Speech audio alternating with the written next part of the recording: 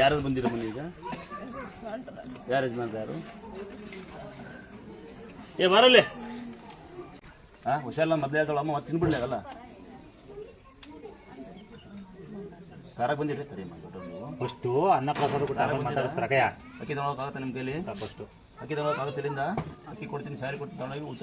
ಏನು ಗೊತ್ತಾ, ಚಪ್ಪಲಿ ಹೊದ್ದು ಬಿಡಿ, ಸಾಲ ಮಾಡಬೇಡಿ, ನಿಮ್ದೇಗಿರಿ.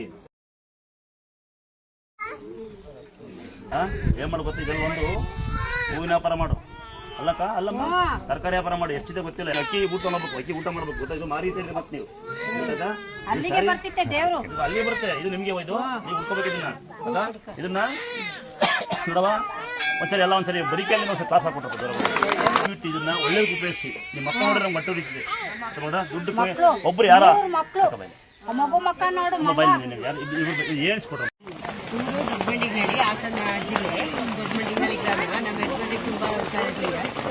ಕಿಡ್ನಿದು ಮತ್ತು ಶುಗರು, BP ಪ್ರತಿಯೊಂದೂ ಅವ್ರಿಗೆ ಇದಾಗಿತ್ತು. ನಾನೊಂದ್ಸಲ ಬಂದು ಅಮ್ಮನ ಹತ್ರ ಕೇಳ್ಕೊಂಡು ಹೋಗಿದ್ದೆ, ಆ ಥರ ಏನಾದ್ರು ಎಲ್ಲರೂ ಒಳ್ಳೇದಾದ್ರೆ ಕರ್ಕೊಂಡು ಬರ್ತೀನಿ ಅಂತ. ಆಮೇಲೆ ಫೇಸ್ಬುಕ್ಕಲ್ಲಿ ಬರ್ತಾಯಿತ್ತು. ಇವರಿಗೆ ಒಂದು 2-3 ದಿವಸ ನೈಟು ಫೋನಲ್ಲಿ ಹಾಕ್ಕೊಟ್ಟೆ, ನೋಡ್ರಿ ಇದನ್ನ ಅಂತ. ಅವ್ರ ಮನಸ್ಸಿಗೆ ಏನು ಅನ್ನಿಸ್ತೋ ನನಗೆ ಹುಷಾರಾಗಿದೆ, ನಾವೇ ಹೋಗೋಣ ಬಾ ಅಂತೇಳಿ ಇವತ್ತು ಬರಬೇಕು ಅಂತ ಸ್ವಲ್ಪ ಇದ್ದಿದ್ರಲ್ಲಿ ನಿದ್ದೆ ಗೊತ್ತಾಗಿದೆ. ಸ್ವಲ್ಪ ಕಿಡ್ನಿಗೂ ಪರವಾಗಿಲ್ಲ ಅನ್ನಂಗಾಯ್ತು. ಆಮೇಲೆ ಚೆಕ್ ಮಾಡೋ ರಿಪೋರ್ಟಲ್ಲಿ ಸ್ವಲ್ಪ ಕಮ್ಮಿನೂ ಅನ್ನಿಸ್ತು.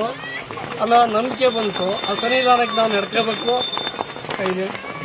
ಅದು ನಡ್ಕೊಂಡು ಇನ್ನೂ ಸ್ವಾಮಿಯವ್ರು ನೋಡಿ ಧನ್ಯರಾಗೋಗ್ಬೇಕು ಅಂತ ಹೇಳಿ ಬಂದಿದ್ವಿ. ಸಂಸಾರ ಚೆನ್ನಾಗಿ ಕೊಡುತ್ತೆ. ಕಲ್ಲಿನ ಕೃಷ್ಣ ಯೋಚನೆ ಮಾಡೋಣ.